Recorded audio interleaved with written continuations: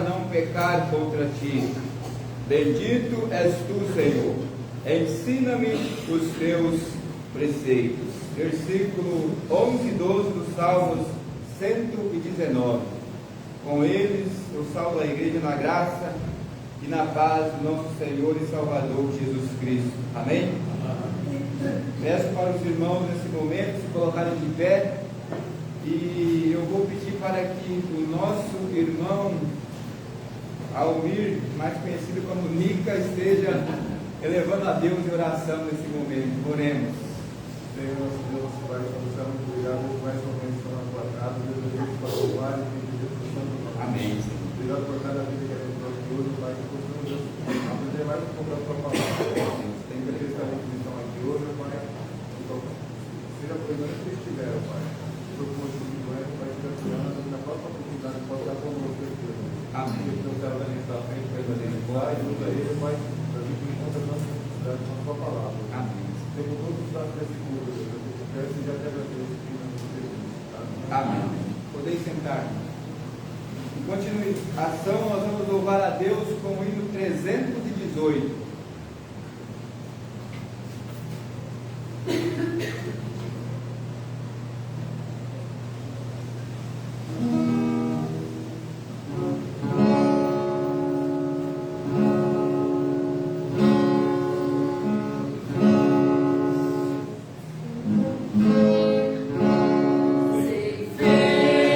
Nascer a santa, com como pra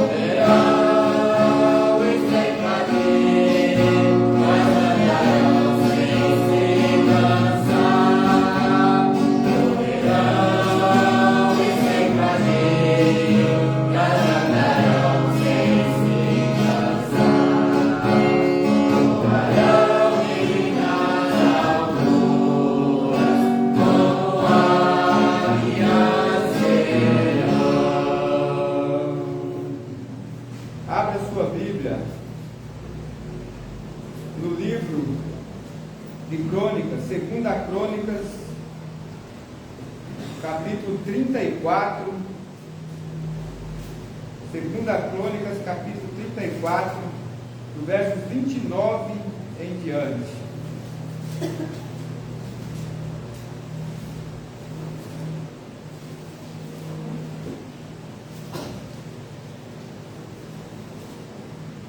Eu vou fazer essa leitura dos versos ímpares, irmãos, dos versos pares.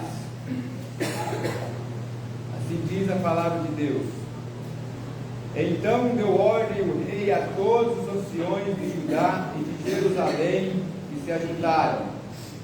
O rei subiu à casa do Senhor, e todos os homens de Judá, todos os moradores de Jerusalém, os sacerdotes, os levitas e todo o povo, desde o menor até o maior, e Deus diante deles trouxe a palavra do livro da aliança, que foi encontrado na casa do Senhor. O rei se pôs no seu lugar e fez aliança ante o Senhor, para o seguirem. Guardaremos os seus mandamentos e os seus testemunhos e os seus estatutos de todo o coração e de toda a alma, cumprindo as palavras desta aliança que estavam escritas naquele livro. Todos os que se acharam em Jerusalém e em Benjamim admiram a esta aliança, e os habitantes de Jerusalém fizeram segundo a aliança de Deus, o Deus dos seus pais. Josias tirou todas as abominações de todas as terras que eram dos filhos de Israel, e a todos quantos se acharam em Israel, os obrigou a que servissem ao Senhor seu Deus enquanto ele viveu. Não se desviaram de seguir o Senhor Deus de seus pais.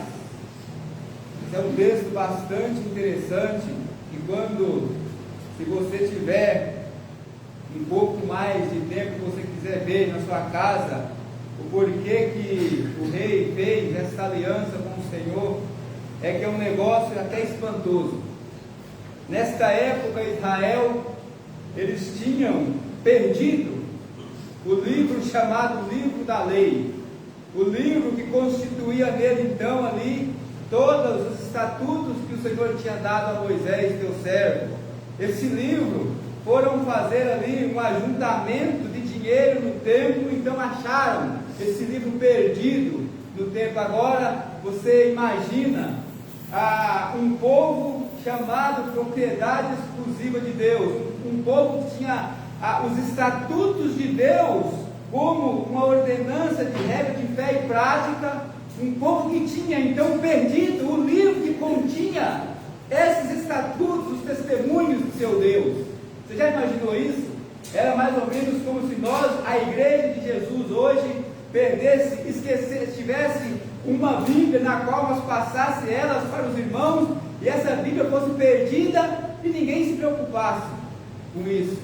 Era essa a circunstância que se encontrava Israel, ao ponto de que quando esse livro é achado, de que quando esse livro é lido, e quando esse livro é colocado na presença do rei, ele olha para essa terrível coisa que tinha acontecido no meio do seu povo, e ele faz a questão de dizer: ide e consultai ao Senhor por mim e pelo restante em Israel e Judá, acerca das palavras deste livro que se achou, porque grande é o furor do Senhor que se derramou sobre nós, porquanto nossos pais não guardaram as palavras do Senhor para fazerem tudo quanto está escrito neste livro.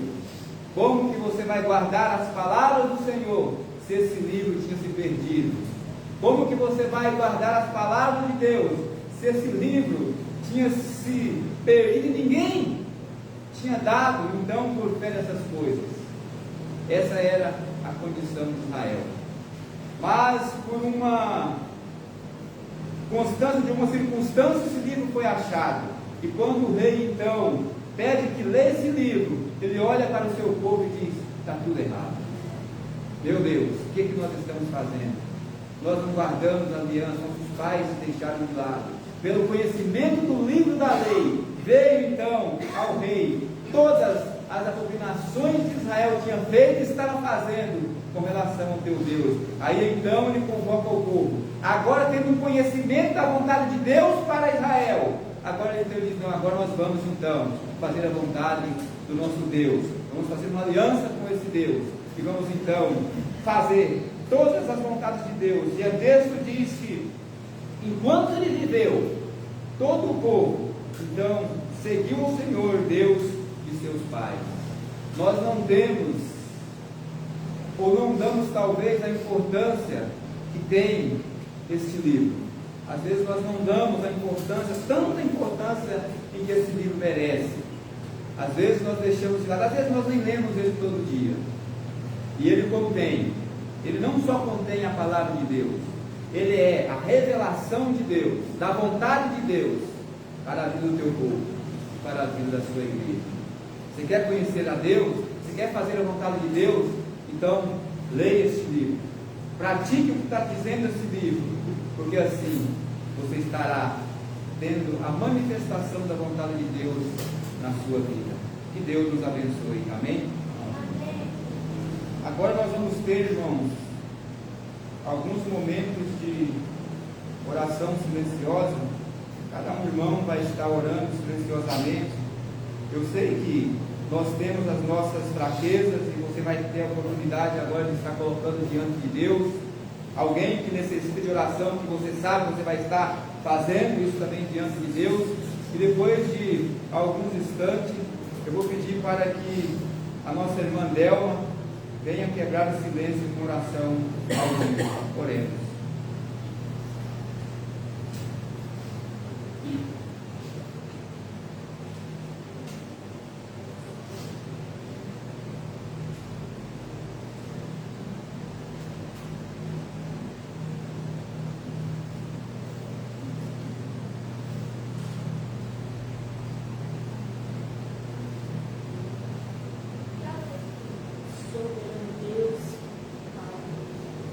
Obrigado, Deus, por mais dia que o Senhor nos concede. Obrigado, Pai, pela segunda vez que estamos na tua casa, onde vemos, Pai, agradecer o teu santo nome. Obrigado, Pai, por cada irmão que entrou nessa igreja, nessa noite, Pai. Cada família, Pai, esteja abençoando a cada um, Pai. Também aquele que não puder estar conosco, esteja alcançando a tua graça, a tua misericórdia, guardando, Pai, não se encontrar, Deus. Ó Deus, entregando nas tuas mãos, Pai. A cada um de nós aqui, ó Pai, estamos na tua presença, Pai, porque necessitamos da tua misericórdia em nossas vidas, ó Deus. Somos fracos, Pai, sabemos bem disso, ó Deus. Sabemos que somos dependentes totalmente de ti, Pai. Ó Deus, esteja conosco nessa noite, ó Pai, nos abençoando, Pai. Também o Tamar que está feito esse trabalho, ó Deus. O Senhor esteja ungindo os teus lábios, ó Deus, porque vem a palavra em nosso encontro, ó Pai. E para que possamos guardar nossa mente, Pai, e praticar no nosso dia a dia também, ó Deus. Abençoa o teu servo, abençoa a tua família, Pai. Todos os demais também que não estão aqui, Deus. Fica conosco nessa noite, ó Pai, nos abençoando, ó Pai. Tudo que possamos aqui, Senhor, a tua honra e glória. As crianças também que estão aqui, esteja abençoando a cada um deles, ó Pai. Os professores que vão dar lição para dar a palavra, que se possam guardar nos coraçõezinhos, ó Pai. Também levar para os seus lares, juntar com os teus pais, ó Pai. E dizer o quanto teu Deus é bom para cada um de nós, ó Pai. Mesmo fale, Pai, o Senhor não me esquece de cada um. Sempre presente em nossas vidas, ó Pai. Perdoa todos os nossos pecados, Pai, são muitos, ó Deus. Fica conosco nessa noite, Pai. Nos guarda, nos abençoa, Pai. Alterne também desde também para os nossos lares, ó Pai, embaixo da tua graça, dos teus cuidados, ó Deus. E na próxima oportunidade possamos aqui reunir em teu nome, ó Pai, para louvar e agradecer o teu nome, Deus, que é contigo, tua honra. Fica conosco nessa noite, Pai, nos abençoa. Deus que tivesse com perdão dos nossos pecados, em nome de Jesus, e que vive e reina para todos sempre. Amém. Amém. Nesse momento, eu vou pedir os irmãos que se colocarem de pé, nós vamos estar indicando os cânticos espirituais. Ficamos de pé.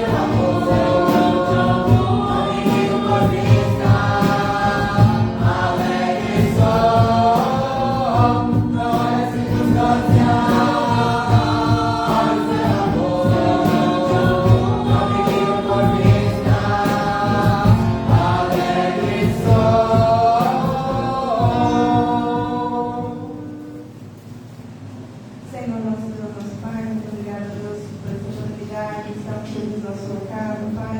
Todos juntos com o intuito, Pai, de prestarmos o nosso culto a Ti, Pai. O Senhor que é digno de toda a honra, louvor e glória, Pai.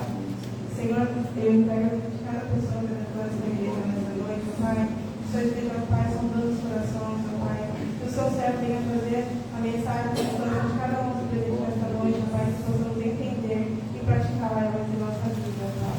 Guarda cada um de nós, Pai, e seja de todos os atos desse culto, Pai. Recebe nosso louvor, nossa oração. É isso que eu peço e agradeço em nome de Jesus. Amém. Amém.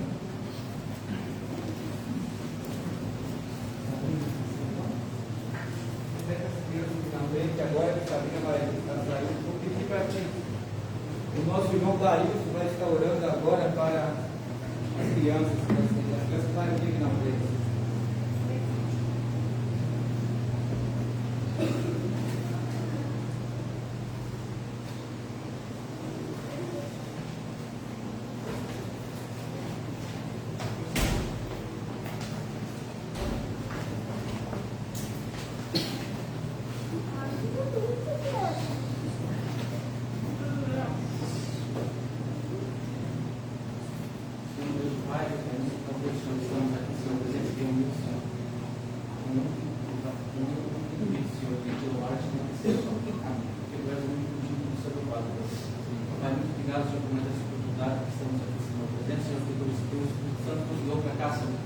Reconhecemos que somos pecadores, precisamos de Ti a todo momento. Muito obrigado, Senhor, pelos irmãos que estão presentes, Senhor, por cada família que se encontra, a pessoa grandemente, cada um.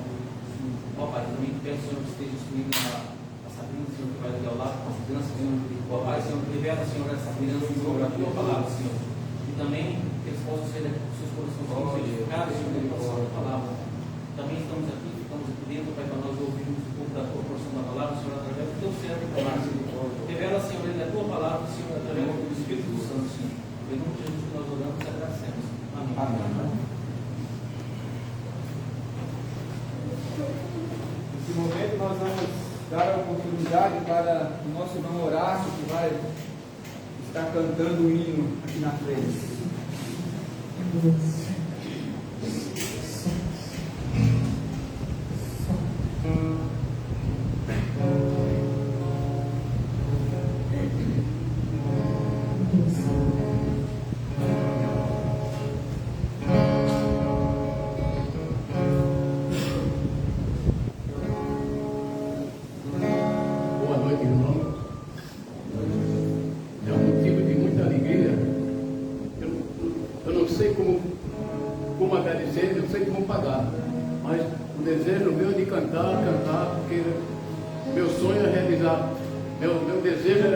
Realizar um sonho, e há muito tempo que eu almejava que isso fosse realizado.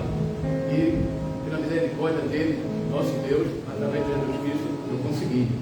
Por isso vou cantar para dizer, estou feliz por essa bênção alcançada.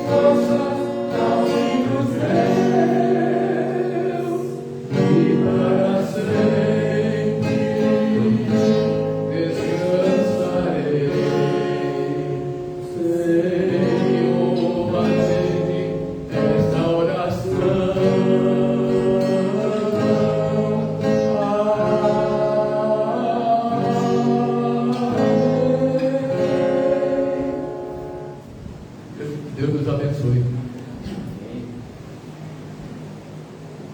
Abra sua Bíblia no Evangelho de João, capítulo 5.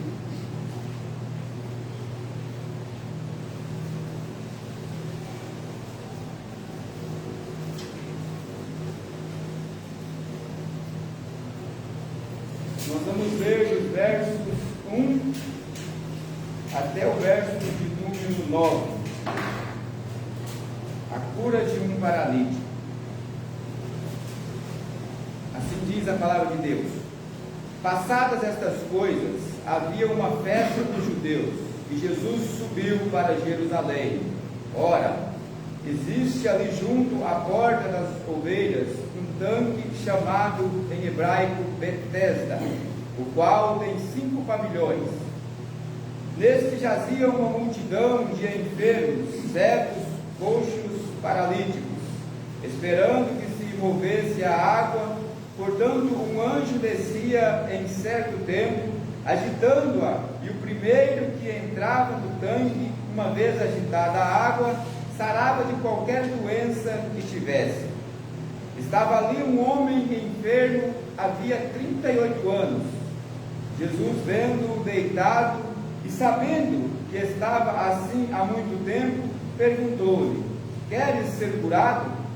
Respondeu-lhe o enfermo: Senhor, não tenho ninguém que me ponha no tanque quando a água é agitada, pois enquanto eu vou, desce outro antes de mim. Então lhe disse Jesus: levanta-te, toma o teu leito e anda. Imediatamente o homem se viu curado e, tomando o leito, pôs-se a andar. E aquele dia era sábado. Oremos. Senhor, nosso Deus e Pai, nós te agradecemos, ó Deus, por mais essa oportunidade, por mais esse ajuntamento solene, ó Pai, neste lugar. Nós te agradecemos, meu Deus, por cada coração, por cada lar aqui representado. Nós te agradecemos porque o Senhor nos deu a oportunidade, Senhor, nesse dia, de estar aqui reunidos, Senhor, para louvar, para glorificar e para engrandecer o teu santo e bendito nome, ó Pai. Nós já cantamos hinos, Senhor, de louvor ao teu nome. Nós, Senhor, já lemos a tua palavra. Orações já foram levantadas neste lugar, ó Pai. Agora, meu Deus, dá-nos a graça, Senhor, de conhecer a revelação da tua vontade essa noite para cada um de nós, através da tua palavra exposta neste lugar, ó Deus. Que ela, Senhor, desça dos mais altos céus, que ela faça o efeito desejado por ti dentro de cada coração. O Senhor nos ajuda a entender, o Senhor nos ajuda, Senhor, acima de tudo a colocar em prática em nossas vidas. Que essa palavra, Senhor, ela venha nos exortar, que essa palavra venha nos corrigir, mas que acima de tudo, essa palavra, Senhor, venha abençoar as nossas vidas, ó Pai.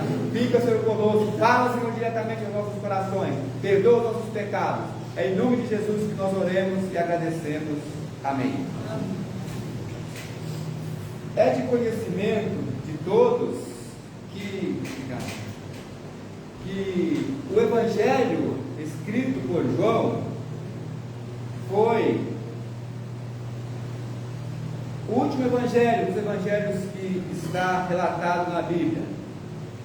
E segundo alguns teólogos e alguns estudiosos da Bíblia, João teve um propósito para escrever esse Evangelho.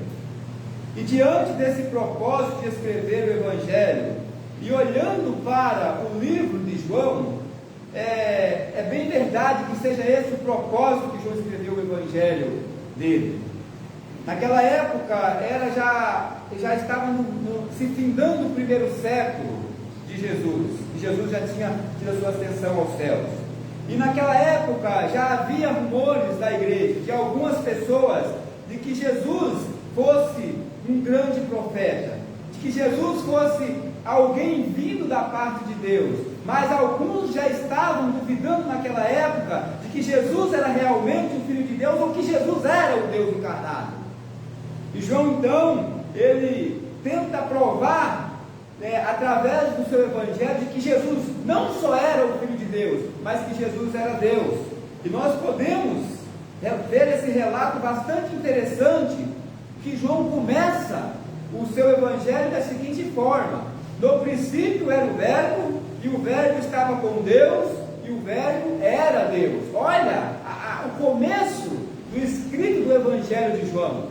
Aí você pega João fazendo essas afirmações e você faz uma ligação, tem tudo para ser esse o propósito de João.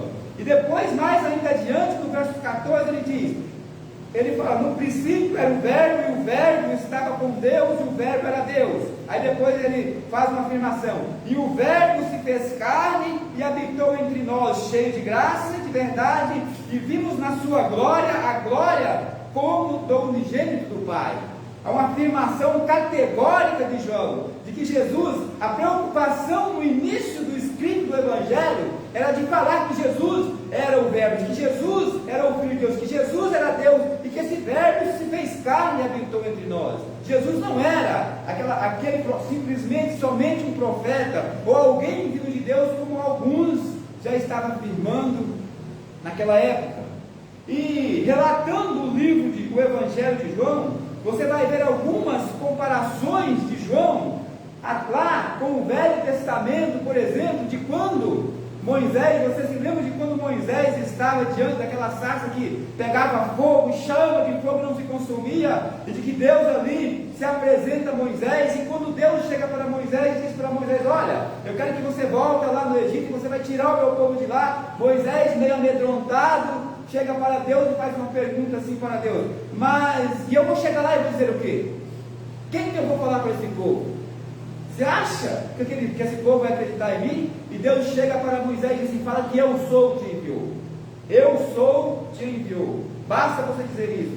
E quando você pega os relatos de João, você vai ver que por 7 passagens, João ele faz questão de olhar para Jesus, e Jesus então dizendo, afirmando que ele era.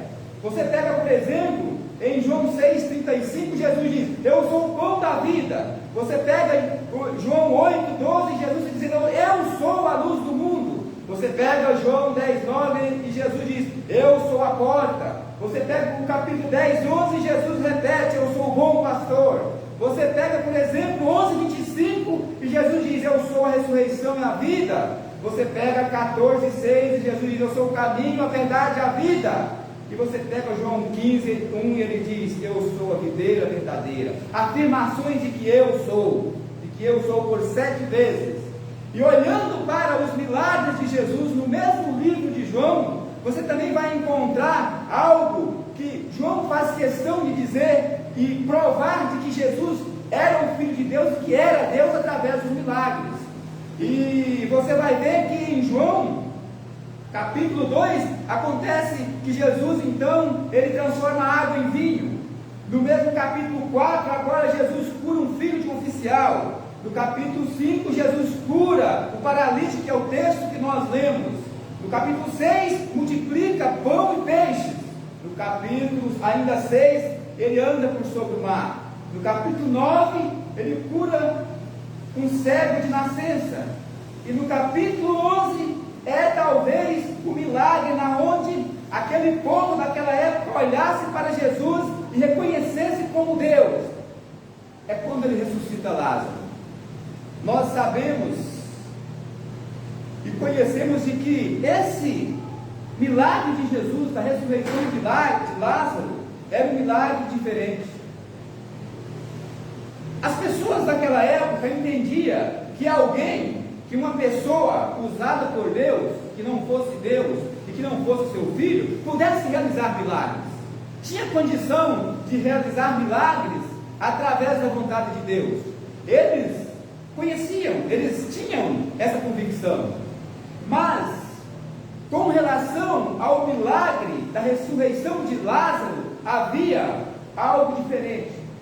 Naquela época, havia costumes das pessoas sábias, dos rabinos, dos mestres, de que uma pessoa, quando morria, podia até ser que durante 3 dias ela pudesse ressuscitar, ela pudesse voltar. Alguém usado por Deus, alguém enviado por Deus, podia até realizar um milagre de uma pessoa que tinha morrido por 3 dias.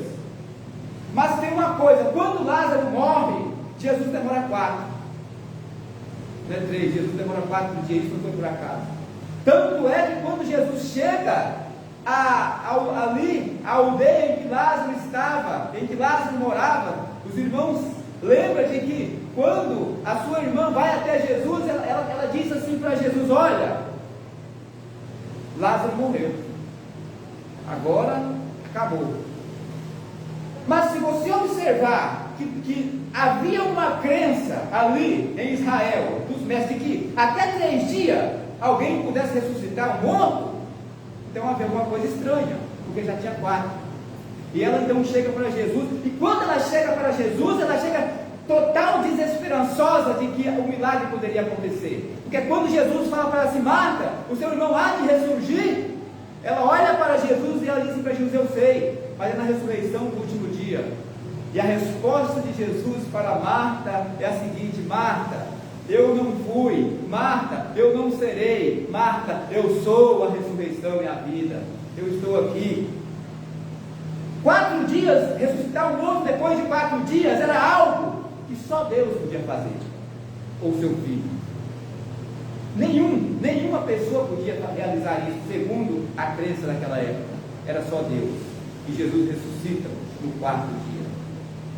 E o terceiro milagre, na qual o texto em que nós lemos, nós vamos percorrer por alguns instantes esse texto para nós tirarmos algumas lições para nós. Nós sabemos de que a igreja de Cristo, nós sabemos de que o povo de Deus, nós não vivemos em um mundo em que nós estamos isentos de dificuldades. A igreja, ela passa por dificuldades. Você como filho de Deus, você como ovelha de Cristo, nós sabemos através da própria palavra de Deus que você passa dificuldades nessa vida, que você adoece nessa vida, que você fica enfermo nessa vida, de que você tem dificuldade muitas vezes financeira nessa vida, e que você muitas vezes adoece, e essa doença muitas vezes na vida, ela acaba tirando a sua vida desse mundo. Isso acontece com o ímpio e acontece com o crente. Isso acontece com as pessoas. Não é só o ímpio que sofre, o crente passa por dificuldades, por aflições nesse mundo. Só que tem uma coisa que nós precisamos entender, é que as aflições que nós passamos nesse mundo, as dificuldades que nós encontramos nesse mundo, é uma dificuldade que não tira a nossa esperança de viver, e nunca vai tirar a nossa esperança de vida. Quando nós olhamos para o texto, nós entendemos de que este lugar, nós entendemos que Jesus, diz o texto, ele estava indo para Jerusalém, subindo para Jerusalém, para uma festa que havia naquele lugar dos judeus. E naquele mesmo lugar, no mesmo Jerusalém, diz o texto, de que havia também ali um outro lugar tanque chamado em hebraico Betesda, o qual tem 5 pavilhões.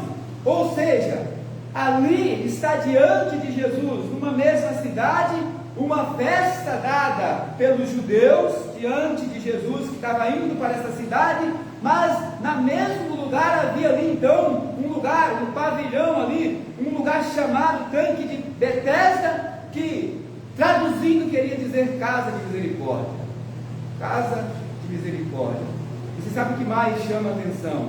É que ali, naquele local, era um local de pessoas enfermas. Era um local mas não era um local de pessoas simplesmente só enfermas. Era um local de pessoas enfermas, de pessoas doentes. Era um lugar de pessoas que não tinha mais solução para a sua vida. Não tinha mais ninguém que pudesse fazer algo por eles. As pessoas que estavam, por exemplo, desenganadas dos médicos. As pessoas que talvez olhassem humanamente para todos os recursos humanos. E o diagnóstico daquelas pessoas era: você não tem mais jeito, você tem que ir para aquele lugar. Mas tem sentido porque as pessoas iam para aquele lugar. Eles não iam para aquele lugar por acaso. Eles não iam para aquele lugar porque aquele lugar era um lugar onde se ajuntava somente os enfermos. Eles iam para aquele lugar, porque diz o texto. Alguns teólogos falam que isso não é algo real, alguns teólogos dizem que isso é algo simbólico, mas a verdade é que a Bíblia não diz. O texto não está falando sobre isso. O texto está dizendo que naquele lugar havia ali então um tanque, e ele diz que havia um momento, não diz também uma data específica, mas havia um momento em que um anjo descia, agitava aquela água, e o primeiro que entrasse nela era curado de qualquer tipo de enfermidade.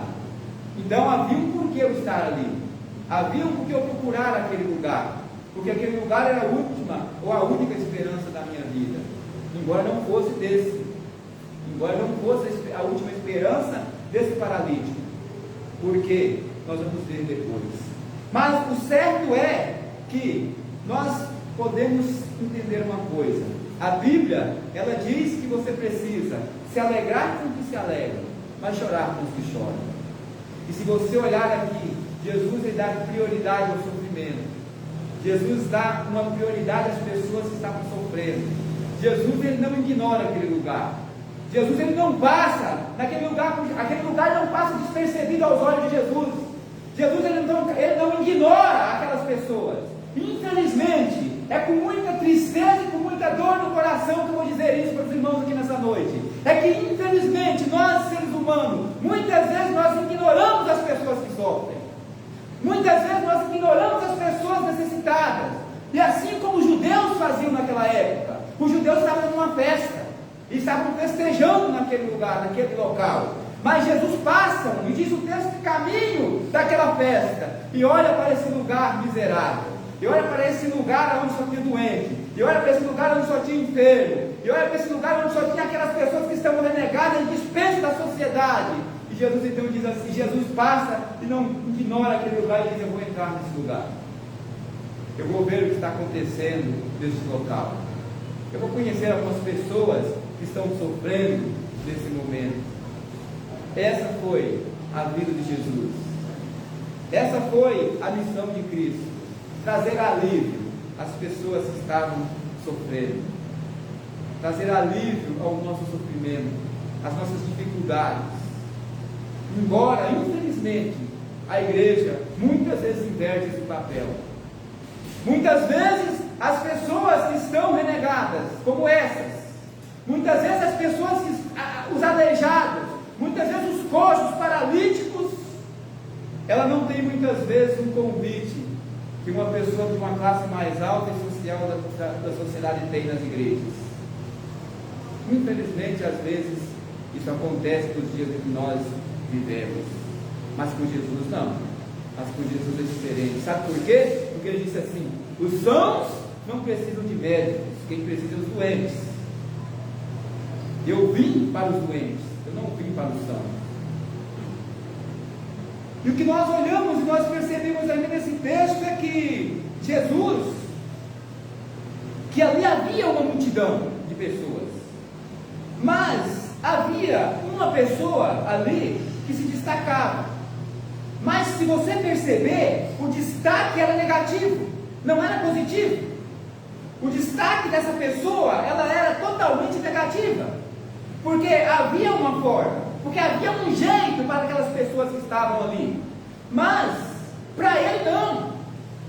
Para ele não tinha jeito, porque ele estava ali, e a Bíblia relata, só para você entender a situação deste, só para você entender a condição que ele vivia, que a Bíblia diz que ele estava há 38 anos. Ele não estava ali durante um ano, durante 6 meses, durante 3 ou 4 ou 5 anos, numa fila de espera, na onde o da frente ia lá e caía no tanque e se curava, e depois ia por vez, não.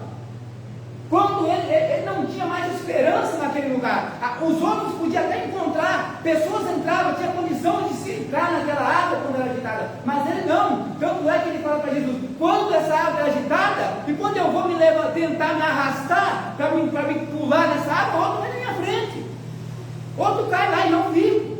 E toda vez é dessa forma. E eu estou aqui há 38 anos nesse lugar.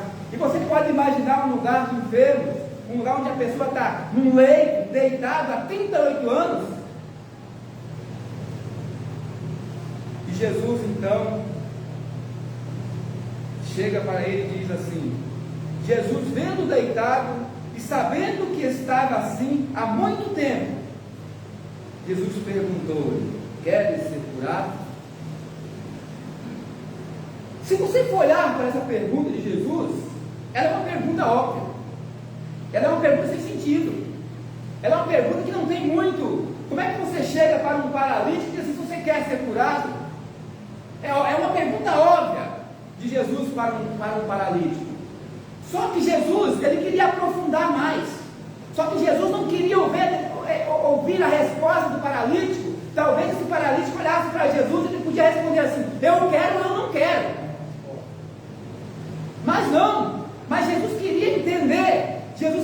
conhecer a integridade, Jesus queria conhecer ali a verdade que estava dentro daquele paralítico. Jesus queria ouvir dele, então, que ele expôs para Jesus tudo aquilo que ele sentia, o seu sentimento profundo. E você sabia que muitas vezes nós vivemos uma vida meia que, vamos dizer assim, meia teórica com Jesus. Parece que nós vivemos uma vida com Jesus, uma vida como se Jesus não precisasse saber tudo da minha vida. Como se eu não tivesse que ser sincero diante de Jesus, ao ponto de chegar para Jesus assim: Jesus, olha a minha condição, olha as circunstâncias da minha vida, olha como eu estou vivendo. A pergunta de Jesus não era uma pergunta para saber, porque Jesus sabe de todas as coisas.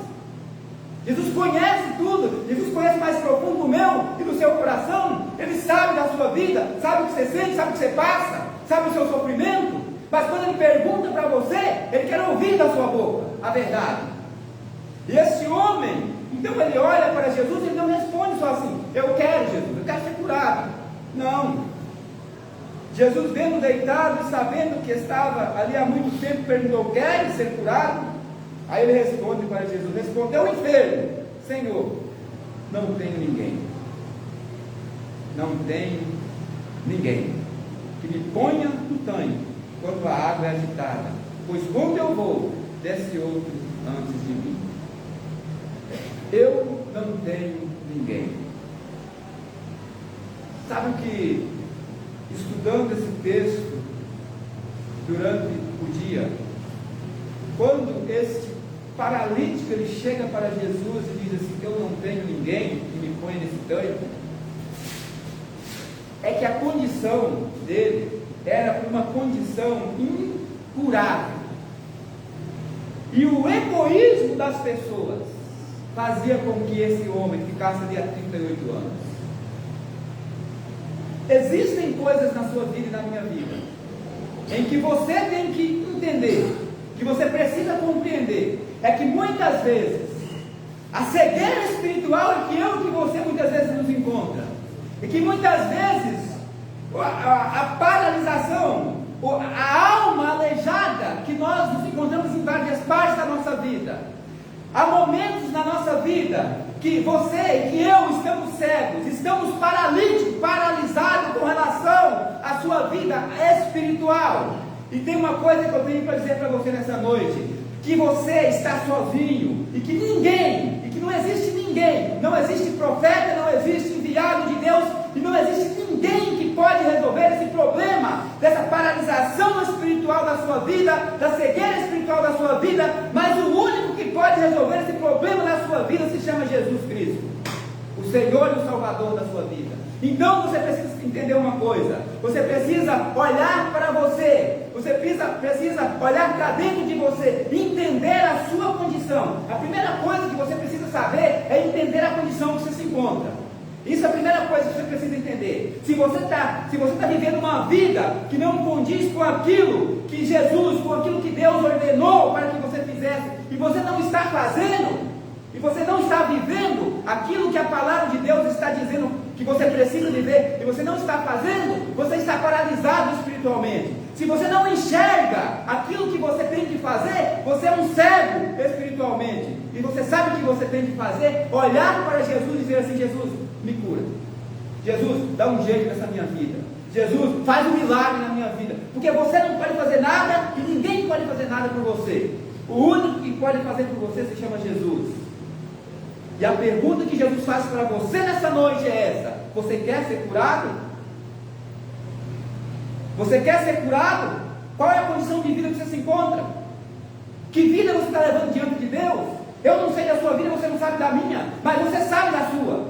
Você sabe da sua vida diante de Deus, porque existe aqui algo chamado, regra de fé e prática escritura, revelação da vontade de Deus para a minha e para a sua vida está aqui. E você tem uma dessas na sua casa, e você pode ler na sua casa, você ouve na igreja, você conhece pelo menos o básico da vontade de Deus através da sua palavra, e a pergunta é: você está fazendo?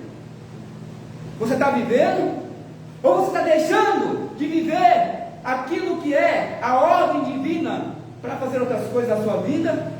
A sua vida espiritual é uma vida que ela está constante? Será que a santificação espiritual da sua vida, ela está crescente?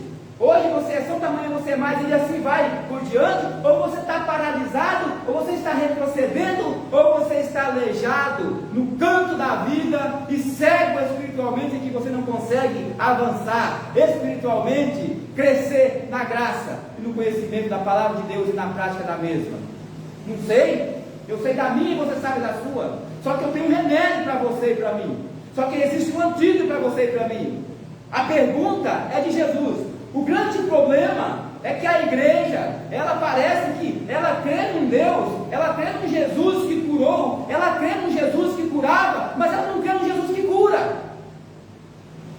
Era aquilo que Jesus disse para Marta: Marta, eu não fui, Marta, eu não serei, Marta, eu sou.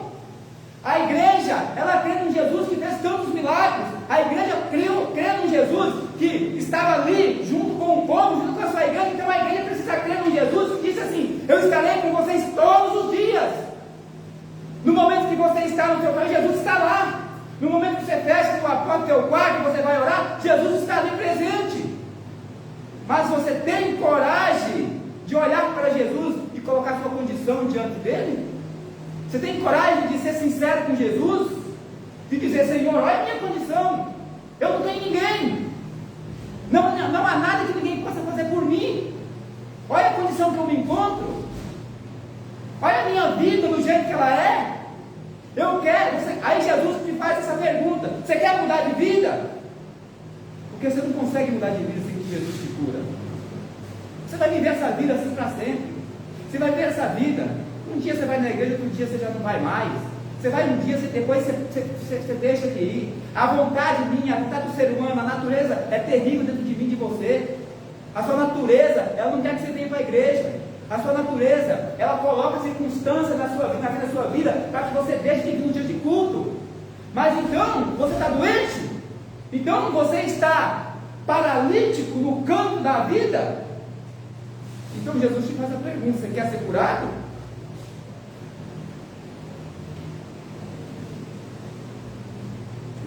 Nós precisamos colocar a nossa vida diante de Deus, colocar a nossa vida diante de Jesus, e o mínimo que você tem que fazer com Jesus é dizer para ele assim: a minha condição, Senhor, olha o jeito que eu me encontro.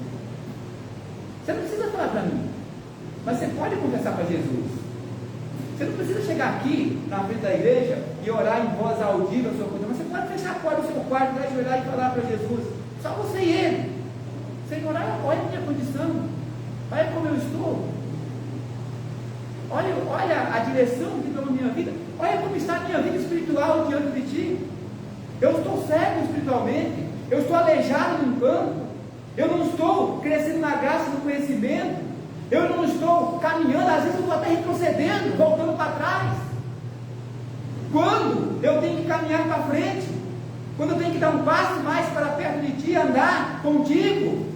Mas quando, Senhor, eu não consigo andar contigo e eu estou mudo, eu não estou só paralisado, eu não sou só um paralítico espiritual, eu não sou só um cego espiritual, Senhor, eu sou um mudo físico, eu não consigo nem chegar para o Senhor e dizer: olha a minha condição, me ajuda, olha a condição que eu me encontro, me perdoa, me cura.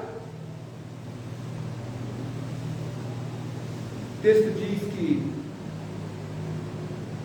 quando este homem, ele coloca toda a sinceridade das circunstâncias da sua vida a Jesus, vendo deitado, sabendo que estava assim há muito tempo, perguntou: queres ser curado? Respondeu o enfermo: Senhor, não tenho ninguém que me ponha no tanque quando a água é agitada, pois enquanto eu vou, desce outro antes de mim. Então lhe disse Jesus: levanta-te, toma o teu leito e anda. Existem momentos na sua vida espiritual, meus amados, não adianta você relutar contra si mesmo. Você quer um conselho? A melhor coisa que você tem que fazer é como esse paralítico fez: coloca a sua vida, esclarece a sua vida para o Senhor. coloque o seu coração diante dele, porque só ele que pode te ajudar. A igreja não pode te ajudar. A igreja não pode te salvar. O pastor não pode te salvar. Ninguém pode fazer nada por você. Jesus pode fazer tudo. A igreja não pode chegar para você e dizer assim: você quer ser curado? Mas Jesus pode. E esse Jesus, ele não é um Jesus que curava. Ele não é um Jesus que cura, ele é um Jesus que cura o enfermo espiritualmente. Eu não sei o que você está passando na sua vida. Eu não sei o porquê e nem para que Deus, nessa noite, colocou essa palavra no meu coração aqui. Eu sei que ela não volta vazia. Agora, o que Jesus quer de você é a sinceridade. O que Jesus quer é te curar.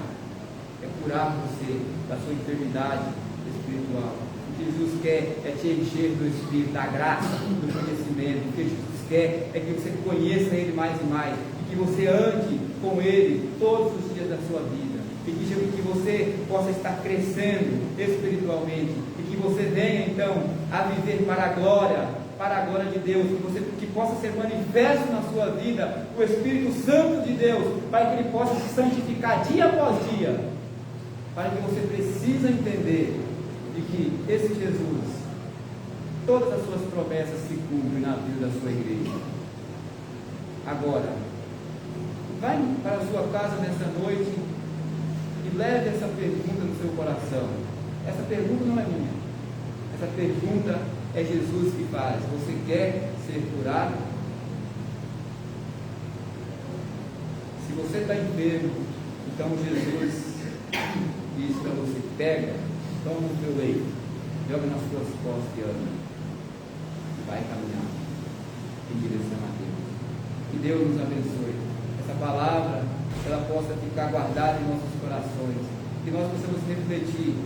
Que nós sempre possamos entender Deus e de que Jesus, Ele não é um Jesus distante, Ele não é um Jesus que morreu há 2000 e poucos anos atrás e foi embora. Ele é um Jesus que está dentro da igreja, está dentro do nosso coração, que está junto conosco todos os dias da nossa vida. Pois então, seja sincero com Jesus, seja sincero com você mesmo, expõe as suas dificuldades, as suas lutas para Jesus, que Ele vai dizer para você: pega o teu leito e anda. Que Jesus venha curar as nossas diferenças espirituais, as nossas fraquezas espirituais, as nossas enfermidades espirituais, e que nós possamos então não retroceder, mas caminhar, crescer na graça, no conhecimento e na obediência da tua palavra, porque esta palavra é uma palavra que exorta, é uma palavra que corrige, mas que acima de tudo é uma palavra que abençoa a minha e a sua vida. Que Deus nos abençoe. Amém? Amém.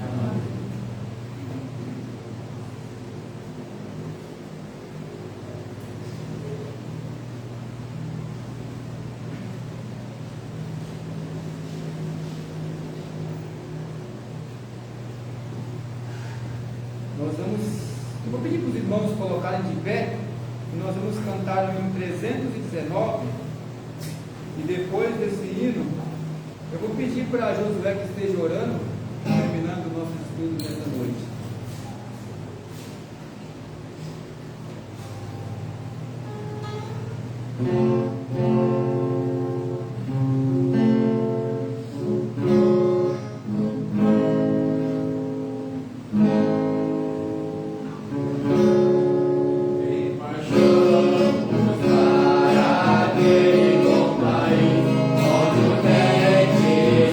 Onde o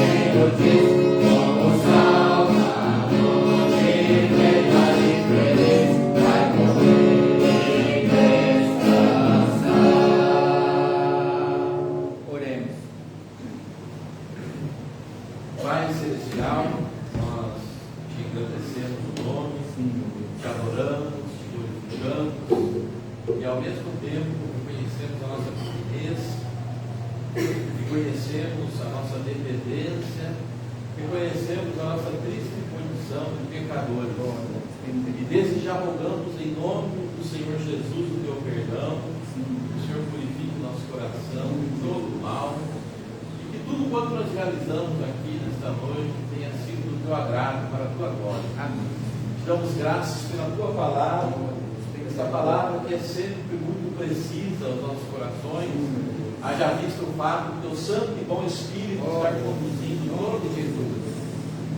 Que nós possamos olhar para as nossas condições, confessá-las, ó Deus, diante da tua presença, e reconhecer, ó Deus, que nós precisamos da tua misericórdia, de um agir sobrenatural da parte de ti para conosco, nos socorrendo nas nossas imobilidades, nas nossas impossibilidades. Amém. Envia o teu socorro ao nosso coração. Nós precisamos de ti, da tua misericórdia. Nós oramos em nome do Senhor Jesus. Amém. Está terminado.